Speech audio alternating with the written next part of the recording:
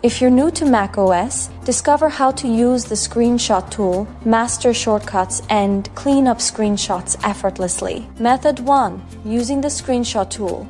macOS has a fantastic built-in screenshot tool. To access it, press Shift plus Command plus 5 on your keyboard. A panel of tools will appear at the bottom of your screen, giving you several options. Capture entire screen. Capture selected window. Capture selected portion. Record entire screen. Record selected portion. The screenshot tool also lets you customize settings to fit your needs, save location, choose a folder like desktop or documents, or select other location to save it anywhere you prefer. Timer. Set a delay 5 or 10 seconds before the screenshot or recording starts.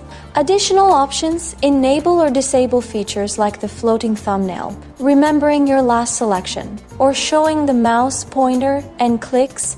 Method 2. Keyboard shortcuts for quick screenshots. If you prefer shortcuts, macOS has you covered with these commands. Shift plus Command plus 3, capture the entire screen. Shift plus Command plus 4, capture a selected area, drag your mouse to select. Shift plus Command plus 4 plus space, capture a specific window. Just hold.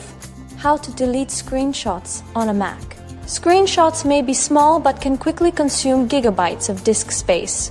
With MacLeaner Pro, you can easily find and remove unneeded screenshots in just a few clicks. To get rid of useless screenshots, complete the next steps. Download and launch MacLeaner Pro. Go to the Cleanup section from the sidebar. Select the Screenshots section. Choose some unnecessary files. Click the Review and Remove button. Confirm the action. Empty the trash to free up space on your Mac. And that's it! Now you know how to take screenshots on your Mac using its built-in tools and shortcuts. If you found this video helpful, don't forget to like, comment, and subscribe for more Mac tips and tutorials.